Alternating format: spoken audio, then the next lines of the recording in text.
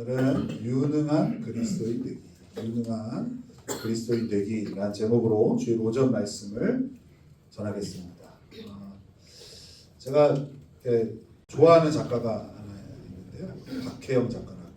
이번에 드라마가 하나 나왔더라고요. 나의 아저씨, 또 나의 해방일지를 집필했던 작가가, 제가 그 드라마를 너무 재밌게 봐가지고 이번에 그 작가가 드라마를 내서 제가 열심히 보고 있습니다. 열심히 보고 있는데 제목이 모두가 자신의 무가치함과 싸우고 있다예요. 여러분은 보지 마세요. 굉장히 우울합니다. 저처럼 우울함을 컨트롤할 수 있는 사람만 볼 수 있는 드라마입니다. 아니, 여러분들이 보면 저 깊은 구덩이에 빠져서 못 헤어나올 가능성이 큽니다. 근데 거기에 이제 대사들이 참 이렇게 우리 인간을 참 많이 연구했다. 제가 그 이제 작가가 쓴 드라마를 보면서 항상 느끼는 건데, 진짜 인간에 대한 연구를 참 많이 했구나 느껴요. 그래서 대사가 참 마음에 와닿는 게 굉장히 많습니다. 근데 대사 중에 하나가 이런 게 있었어요. 한 사람들이 한 회사에서 누구를 막 욕하고 있는 거예요. 무능하다고.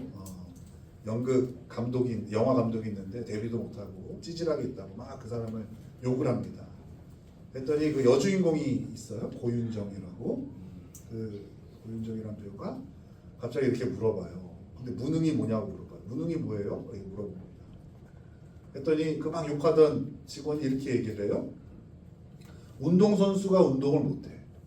장사꾼이 돈을 못 벌어. 감독이 영화를 못 만들어. 이런 게 무능이지. 이렇게 얘기를 합니다. 그랬더니 그 고윤정이라는 배우가 무표정한 얼굴로 이렇게 얘기합니다. 인간인데 인간성이 없어. 맞받아 친 거예요. 그래서 막 남을 욕하고 떠드는 니네가 무능한 거야. 이렇게 해석 안 해줘도 알죠? 그래서 그런 거예요. 그래서 제가 그걸 보는 순간 빨리 펜하고 노트를 그거 적었습니다. 그리스도인인데 사랑을 못해. 여러분, 이게 무능한 그리스도인이다. 그리스도인인데 사랑을 못해. 여러분, 이것이 무능한 그리스도인입니다. 예수님께서 우리에게 가르쳐 주신 가장 큰 계명이 바로 사랑하라인데, 그리스도인이 사랑을 못한다면 무능한 거죠. 많은 사람들은 무능한 그리스도인 하면 전도를 못하고 기도를 못하고 뭐 이런 거를 떠올릴 수 있는데, 가만히 생각해 보면 그거는 유능하냐 무능하냐를 결정짓는 요소는 아니에요. 그리스도인으로서 유능하냐 무능하냐를 결정짓는 요소 딱 하나예요. 사랑하냐, 사랑을 잘하냐, 사랑을 못하냐. 마치 장사꾼이 돈을 못 버는 것처럼, 배우가 연기를 못하는 것처럼, 운동선수가 운동을 못하는 것처럼 그리스도인이 사랑을 못한다면 그거 무능한 겁니다. 그럼 반대로 유능한 그리스도인은 어떻게 정의 내릴 수 있어요? 유능한 그리스도인은 사랑을 잘하는 자라고 얘기할 수 있겠죠. 그렇죠? 전도도 잘할 수 있고 기도도 잘할 수 있고 성경도 많이 읽을 수 있고 지식이 많을 수도 있어요. 감사한 거죠. 나쁜 게 아니라 좋은 건데, 그거는 유능이냐 무능이냐랑 상관없다고요. 그리스도인들에게는. 그리스도인에게 유능한 건 사랑하냐로 결정된다고요. 근데 여러분, 이게요, 그냥 제가 갑자기 썰을 막 푸는 게 아니에요. 우리 공신력 있는 사도 바울 선생님도 저랑 똑같이 얘기하셨어요. 자, 우리 고린도전서 13장 1절에서 3절 같이 읽겠습니다. 고린도전서 13장 1절에서 3절입니다. 이거 아닙니다. 자, 고린도전서 13장 1절에서 3절 쭉 넘기면 있습니다. 유원 집사님, 고린도전서 13장 1절에서 3절.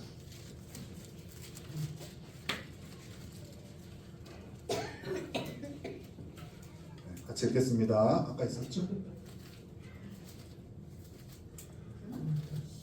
자, 같이 읽겠습니다. 고린도전서 13장 1절에서 3절 찾으신 분들 같이 읽겠습니다. 있어요. 찾아주세요. PPT 해놨고.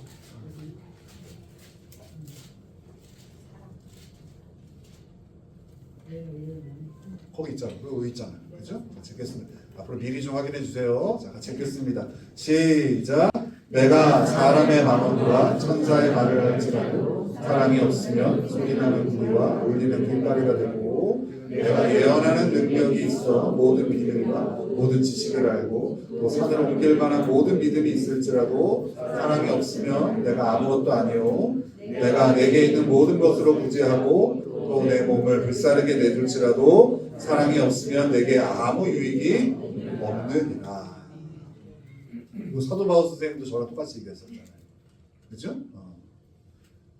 그리스도인이 사랑을 하냐 사랑을 하지 못하냐가 유능이냐 무능이냐를 결정하는 거예요.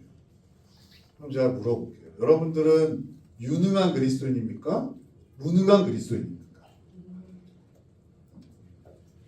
사실 우리는 이미 열심히 사랑해야겠다고 마음 먹으셨잖아요. 제가 알아요. 여러분들이 마음 먹은 거. 사랑해야지. 그래 사랑해야지. 라고 마음 먹으신 거 잘 알고 있습니다. 또 주님의 우리를 향한 가장 큰 계명이 사랑하는 것이라는 것도 여러분들이 잘 알고 있는 것을 제가 이미 알고 있어요. 그런데 너 잘 사랑하냐 물어보면 오늘 여러분들처럼 자신이 없는 거예요. 제가 일부 예배 때도 똑같이 물어봤는데 일부 예배 때도 다 꿀먹은 벙어리처럼 가만히 계셨어요. 자신이 없는 거예요. 왜냐하면 내가 잘 사랑하고 있는지를 채점할 수 있는 해답지가 없는 거예요. 문제지를 사서 열심히 풀었어요. 열심히 최선을 다해서 풀었어요. 답이 딱 나왔어요. 이 답이 맞는지 안 맞는지를 알려면 어떻게 해야 돼요? 뒤에 해답지를 봐야 되는데 그 문제지를 봤더니 뒤에 해답지가 없어요. 그럼 어떻게 평가하죠? 어떻게 판단하죠? 내가 열심히 풀었으니까 정답인가요? 내가 좀 고개를 갸우뚱거리면서 풀었으니까 정답이 아닌가요? 이건 채점이 불가능해요. 너 잘 사랑하냐? 라고 물어봤을 때 우리는 열심을 내서 사랑하지만 그걸 채점할 수 있는 해답지가 우리한테 없어서 채점이 안 되는 거예요. 그래서 오늘은 이 사랑하라는 명령의 해답지를 여러분들에게 제시하려고 합니다.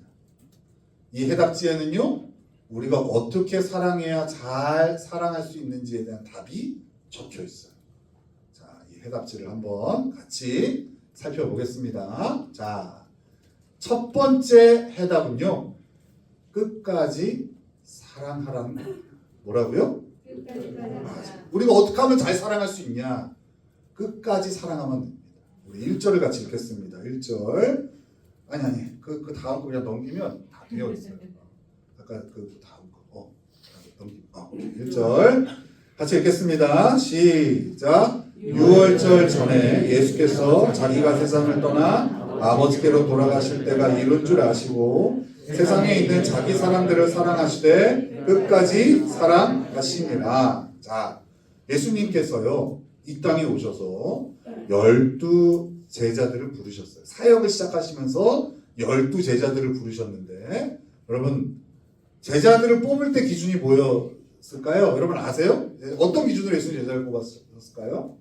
힘이 센 사람, 머리가 좋은 사람, 얼굴이 호감인 사람 뭐 이런 기준이었을까요? 여러분 어떤 기준이에요? 행동하는 사람. 감사합니다. 용기 내주셔서 예수님이 자기가 원하는 사람 뽑았습니다. 그러니까 이게 잘 보셔야 돼요. 그 사람이 어떠함으로 뽑지 않았다고요.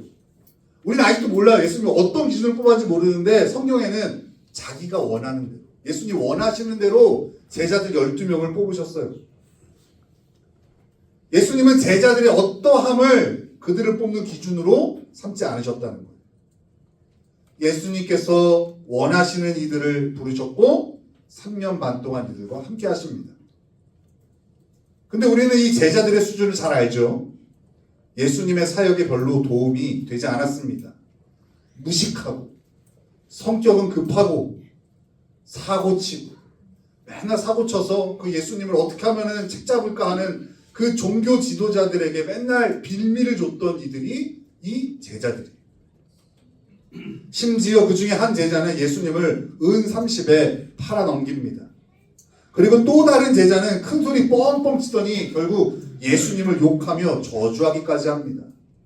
나머지 제자들은요 등장하지도 않아요. 무슨 얘기예요? 순식간에 사라져버렸어요. 다 도망갔어요. 예수님한테 위기가 오니까 도망가 버린 거예요. 근데 예수님은 이 제자들을 향해서 어떻게 하셨을까요? 끝까지 사랑하셨어요. 예수님은 제자들을 향해 일방적으로 놀랍고 풍성한 사랑을 주었지만 돌아오는 결과는 한심스러운 모습이었어요. 나눴듯이 저주하고 배신하고 도망가고. 그러나 예수님은 이런 제자들을 끝까지 사랑하셨어요. 사랑의 한결같으셨던 거예요. 예수님 맨 처음 제자들을 부르실 때 그들의 어떠함 때문에 부르지 않으셨듯이 그들의 어떠함 때문에 사랑을 거두지 않으셨어요. 그들의 어떠함과 상관없이 그들의 어떠한 변수가 되지 않았어요. 예수님의 사랑. 가룟 유다가 자신을 팔아넘길 계획을 하고 있는 것을 다 아시면서도 베드로가 예수님을 모른다고 부인할 것을 다 아시면서도 예수님은 이들에게 자신의 살과 피를 상징하는 떡과 포도주를 나눠주셨어요. 그리고 오늘 본문에서는 이들의 발을 씻겨주세요. 나중에 부활하신 다음에는요, 이 배은망덕한 제자들을 찾아가셔서 당신의 변함없는 사랑을 보여주세요. 여러분, 이게 제자들만 받은 사랑일까요? 아니에요. 이게 바로 우리가 이미 받은 사랑이에요. 하나님의 우리를 향한 사랑은 우리의 어떠함이 변수가 되지 않는 사랑이에요. 그래서 하나님이 우리를 끝까지 사랑하실 수 있어요. 여러분, 우리도 우리 자신을 사랑하는 걸 포기하잖아요. 맞잖아요. 내가 나를 보면 실망스러운 거 되게 많잖아요. 그잖아요. 근데 하나님은 나도 실망스러운데 하나님은 실망하지 않으신다. 왜요? 처음부터 나의 어떠함이 그분의 사랑의 변수가 아니었기 때문에 그래요. 오늘 제가 나누고 싶은 말씀이 하나 있는데 악수예화라고 있어요. 악수예화 다 알죠? 악수예화. 누가 한번 대표로. 아까 1부 때는 표정들이 다 안 좋아서 제가 못 시켰거든요. 근데 여기는 좀 오늘 표정이 괜찮은 것 같아요. 그래서 누가 한번 대표로 한번 외워볼까요? 갑자기 표정들이 안 좋아지네요. 자, 우리 용기 있게 우리 진수 집사님이 한번 악수예화를 한번 악수예화 한번 해볼까요?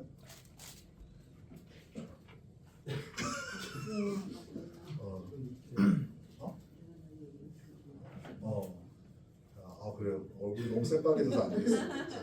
한 사람만 더 한번 가능성 있는 사람을 좀 시켜봐요.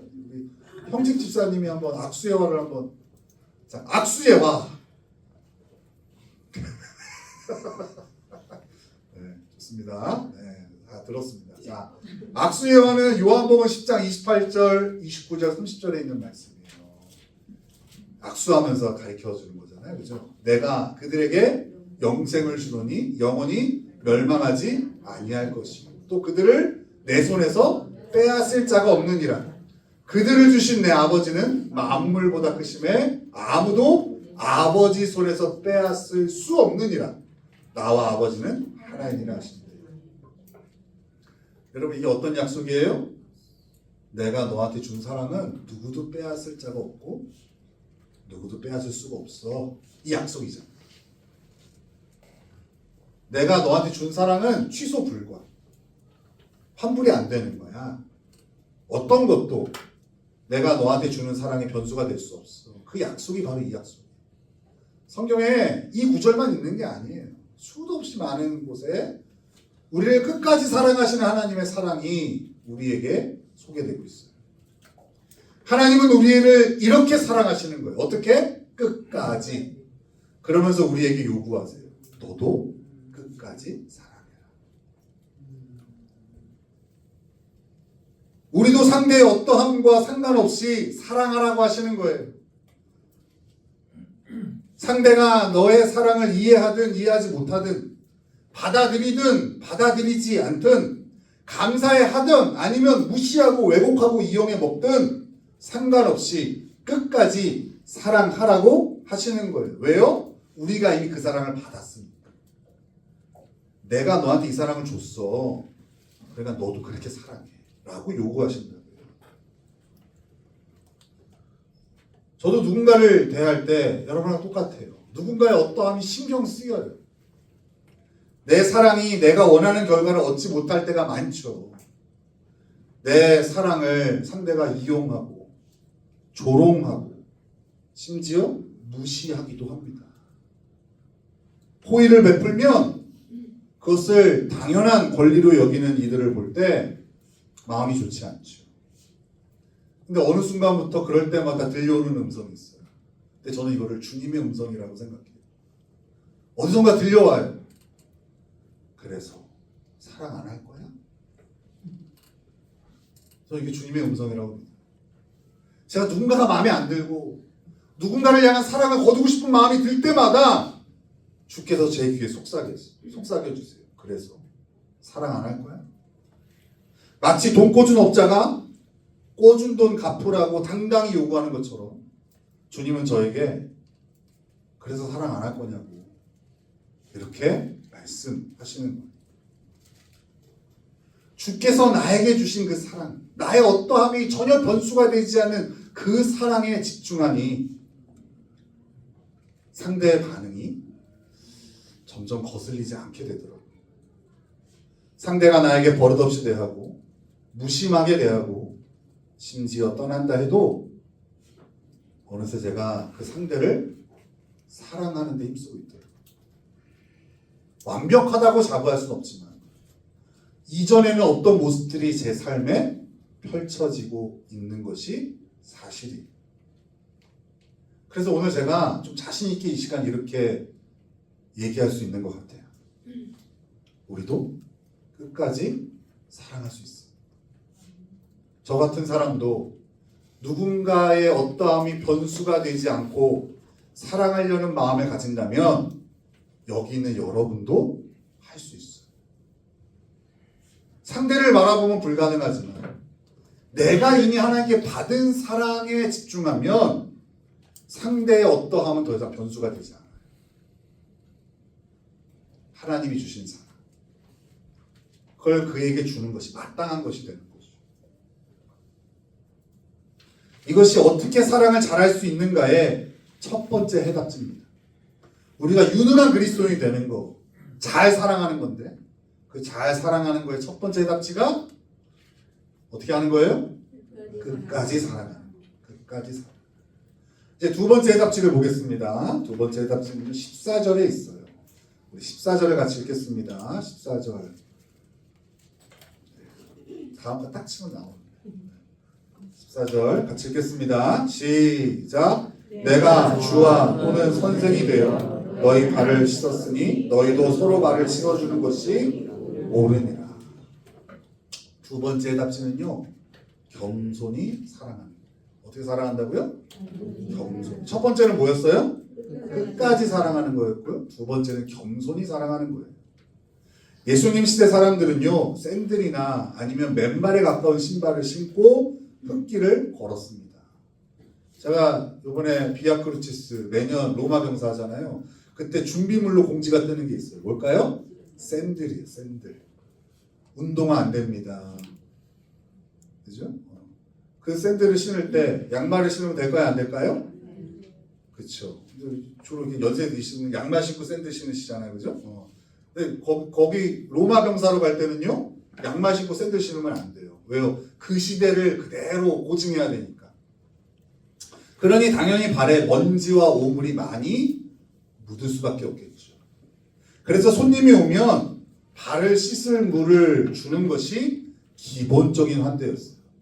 웰컴 드링크 그런 것처럼 마시는 물이 아니라 발 씻을 물을 주는 거예요. 직접 발을 씻겨주는 경우도 있었는데 그 직접 발을 씻어주는 건 누가 하냐? 그 집에서 가장 낮은 신분의 종이 담당을 했습니다. 이 가장 낮은 신분의 종이 하는 일을 지금 누가 하고 있는 거예요? 예수님이 하시는 거예요. 그래서 베드로가 깜짝 놀라서 그러지 말라고 만류했던 거예요. 그러지 마세요. 왜 예수님이 우리의 발을 씻기십니까? 만류했던 거예요. 예수님은 보여주고 싶으셨어요. 지금 예수님께서 어느 자리에서 제자들을 사랑하고 있는지를 보여주고 싶으셨던 거예요. 예수님은 가장 낮은 자리에서 제자들을 상대하고 계신 겁니다. 저 높은 하나님의 자리에서 팔짱 끼고 제자들을 굽어보고 있는 것이 아니라 제자들과 같은 눈높이에서, 아니 그 눈높이보다 더 낮은 자리에서 제자들을 상대하고 계신 거예요. 즉 예수님은 죄인의 자리로 내려오셔서 죄인들을 상대하고 사랑하신 겁니다. 우리의 사랑이 실패하는 이유는 너무 높은 자리에 있어서 그래요. 그러니까 이런 거예요. 한번 표현을 해볼게요. 우리가 누군가를 사랑할 때 딱 이런 태도를 가져요. 나는 관대하다. 내가 너에게 시혜를 베풀겠다. 딱 이 자리에서 상대를 사랑합니다. 상대보다 높은 자리에, 상대보다 더 많이 가진 내가 상대에게 시혜를 베푸는 것으로 사랑을 하고 있는 거예요. 그러니까 이런 사람들은 나보다 더 많이 가진 사람은 사랑을 엄두를 안 내요. 그리고 그런 관계에서 내가 사랑받는 게 마땅하다고 생각해요. 그래서 좀 이중적이에요. 근데 나보다 약한 사람한테는 사랑을 베풀어요. 어느 자리에서? 그보다 우월한 위치에서. 나 아니면 너를 누가 돕겠니? 너 나 아니면 인생 살 수 있겠니? 딱 요 태도를 가지고 상대를 사랑해요. 이렇게 높은 자리에서 상대를 사랑하는 사람들의 특징이 있어요. 상대를 바꾸려 해요. 교정하려 하는 거예요. 내가 더 뛰어나고 내가 정답이니까 내가 주는 대로 따라오면 그거 너한테 복이다. 이런 생각이 딱 있는 거예요. 그러니 상대가 이 사랑에 제대로 반응하지 않으면 자신이 주었던 사랑을 거둬들입니다. 더 이상 사랑할 이유가 없는 거예요. 사랑할 가치가 없는 거예요. 그러면서 이 한마디를 꼭 붙입니다. 이별하면 이런 단어를 꼭 붙여요. 상처받았어. 우리가 사랑을 말할 때 꼭 함께 따라오는 단어가 상처입니다. 예전에는 열심히 사랑하고 섬겼는데 이제는 상처를 받아 더 이상 사랑하지 않는다는 겁니다. 자, 이런 분들 많이 만나거든요. 제 주변에는 사랑을 하고자 하는 분들이 넘쳤어요. 여기 보세요. 넘쳤잖아. 이렇게 많아요. 사랑을 하고자 하는 분들이 넘쳤는데 비슷한 숫자로 상처를 얘기하시는 분들이 이렇게 많아요. 사랑했더니 상처받았다. 사랑했더니 돌아오는 게 좋지 않은 결과들. 이런 분들이 많아요. 그럼 이런 분들에게 제가 꼭 이렇게 권유를 합니다. 이제 성육신 하세요. 하나님이신 예수님이 인간의 몸을 입고 이 땅에 오신 것 성육신이라고 얘기를 해요. 이제 그만 높은 자리에서 내려오세요. 제가 이렇게 권면을 해요. 의인이 죄인에게 은혜와 사랑을 베풀었는데 죄인이 감히 그 은혜와 사랑에 감사하지 않을 때 의인은 분노해요. 이 분노를 우리는 상처라고 얘기를 해요. 즉 상처 때문에 힘들어하고 있다면 의인의 자리에 있을 가능성이 커요. 의인으로서 죄인을 상대하고 있을 가능성이 크다고요. 나처럼 은혜가 크고 사랑이 많은 사람이 너 같은 거 내가 돌봐주고 있는 거야. 이 자리에 서 있을 가능성이 큽니다. 하나님이신 예수님은 인간의 몸을 입고 이 땅에 오셨습니다. 이것만 해도 겸손해지신 거죠. 신이 인간이 된 거니까. 근데 예수님은 이 땅에 오셔서 뭐 높은 사람들, 지위가 높은 사람들도 상대하셨지만 세리와 청년들, 사회적으로 가장 낮은 자들과도 식사하시고 어울리셨어요. 그리고 가장 낮은 자리인 십자가에서 비참하게 죽으셨어요. 왜요? 우리를 구원하시기 위해서.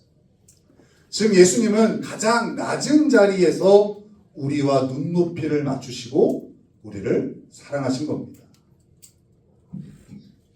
높은 곳에서 밑에를 깔보면서 시혜를 베푼 사랑이 아니라 우리와 눈높이를 맞추시고 인간으로서 인간을 헤아리고 죄인된 몸을 갖고 있는 그 인생들을 향하여 공감하셨던 분이 예수님이시라고.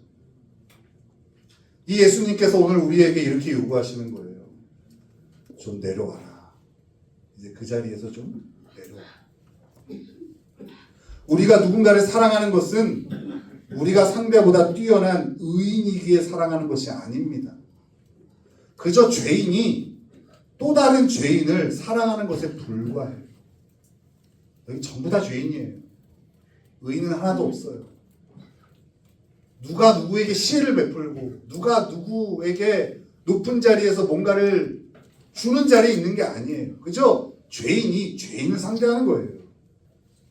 죄인이 누군가를 사랑하는 기적이 우리에게 나타난 거예요. 여러분, 죄인은 자기가 왕인 사람이 그게 죄인이에요. 성경에서 말하는 죄인은 지극히 자기 중심적인 걸 죄라고 얘기를 해요. 지극히 자기 중심적인 사람이 어떻게 사랑을 합니까? 사랑은 다른 이를 위하고 희생하고 양보하고 손해보고 목숨까지 내놓는 건데 죄인에게 이게 어떻게 펼쳐지냐고요.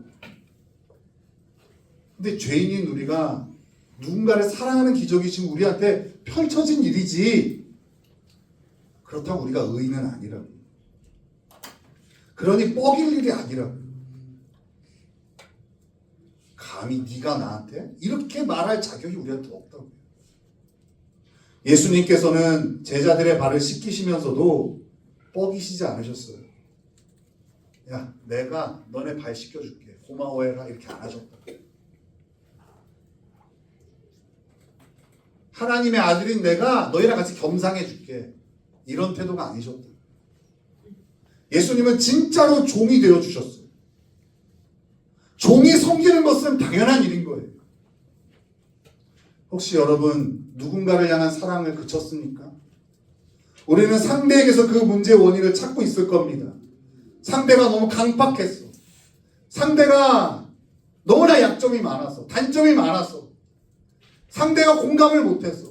상대가 형편없어서 이런 이유들을 찾을 겁니다. 그러나 주님은 정확히 우리에게 말씀해 주세요. 너 너무 교만해. 내가 너를 의인이라고 칭해준 거지 너 의인은 아니잖아. 하나님이 우리를 예수님을 통해서 바라보셔서 의인이 된 거지. 의인으로 봐주시는 거지. 실제 우리가 의인은 아니잖아요. 그럼 우리 죄를 안 지어야 되거든요. 예수 믿는 사람들은 죄 지으면 안 돼요. 이걸 모르니까 교회 바깥의 사람들은 교회 사람들 욕하는 거예요. 야, 너네 교회 다니는데 왜 그렇게 살아? 우리는 그 비판을 받아들여야 돼요. 맞아. 예수 믿었는데 여전히 죄를 짓고 살아. 이런 나를 받아주신 거예요, 하나님. 이런 나를 하나님이 더 이상 죄인 취급 안 하고 의인으로 상대해 주시겠다는 거예요. 그게 복음이에요. 그러니까 신앙생활이 의인임을 증명하는 게 아니라니까요. 자꾸 착각해. 복음을 몰라. 내가 진짜 목회하면서 너무 낫다. 성도들이 복음을 몰라. 그러니까 자기의 의를 증명하려고 신앙생활을 해요. 그러니까 가증스러워져. 참 이중적이고. 사람들의 비판에 흔들려. 여러분, 우리는 죽을 때까지 죄인이에요. 그런 죄인을 하나님이 말도 안 되는 사랑으로 받아주셨기 때문에 구원이 설명되는 거예요. 그러니 여러분, 높은 자리에서 내려오셔야 돼요. 내가 뭐 된 것처럼 생각해서 상대를 대하시면 안 된다. 의인으로서 죄인을 상대하는 이들에게 나타난 특징 중에 하나가 금방 지친다는 거예요. 언제까지? 왜 나만? 이런 생각에서 벗어날 수 없어요. 여러분, 여러분의 체력만큼 약한 게 이 사랑의 지속력 같아. 그죠? 여러분 그렇게 얘기하잖아요. 내가 언제까지 이거 해야 돼? 언제까지 나만 희생해야 돼? 언제까지 이 일은 내가 감당해야 돼? 이러고 살아요. 그잖아요. 야, 하나님이 이 일을 지속할 수 없는 나한테 은혜를 주셔서 달란트를 주셔서 감당케 하시는구나 감탄을 안 하고 의인인 나, 저 죄인은 언제 의인 되나? 저 인간은 언제 어른 되나? 저 인간은 언제 성숙해져서 좀 나를 이해하나? 이걸 가지고서 상대를 사랑해요. 그러니 어때요? 지치죠. 높은 자리에서 밑에 사람 상대하는 거요? 금방 지칠 일이에요. 그잖아요. 어디서 밥 먹잖아요? 사람들이 내 옆에 안 앉으려고. 다 앉고 제일 마지막에 앉는 자가 제 옆자리. 서로 힘든 거야. 근데 여러분 오래된 친구를 만난다고 생각해봐요. 밤새서 얘기를 하세요. 얼마나 편하겠어요. 그잖아요. 인간관계가 힘드신 분들은요. 이게 내가 정확한 진단 같아. 교만해. 상처를 얘기하시는 분들 너무 교만해. 말로는 죄인이라고 하는데 아니야, 인정 안 했어. 여전히 자기는 의인이야. 의인으로서 죄인들을 상대하니까 너무 힘든 작업인 거예요. 금방 지치죠.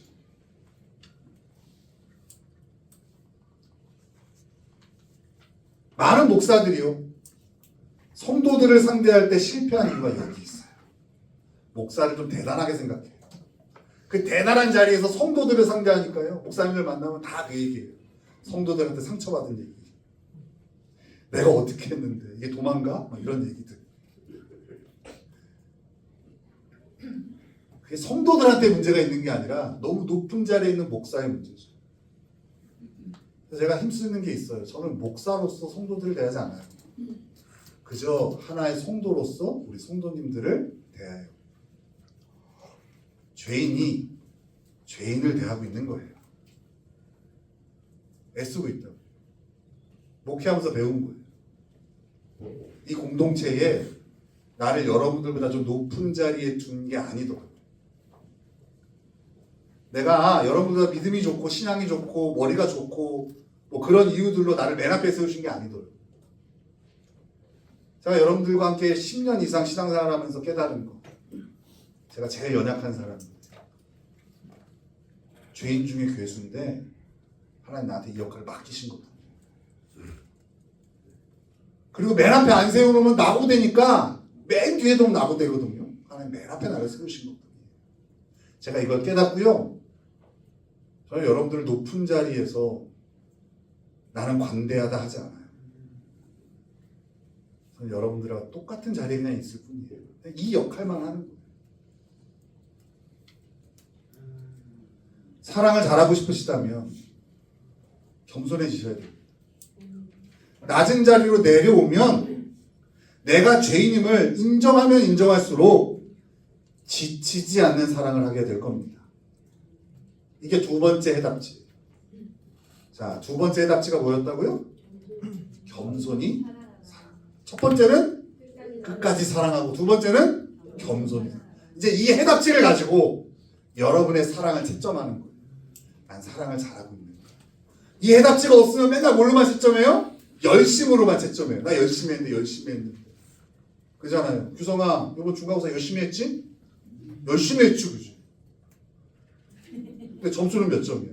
그걸로 채점하는 거잖아. 그잖아요. 우리에게 하나님 마지막 때 딱 하나 물어보세요.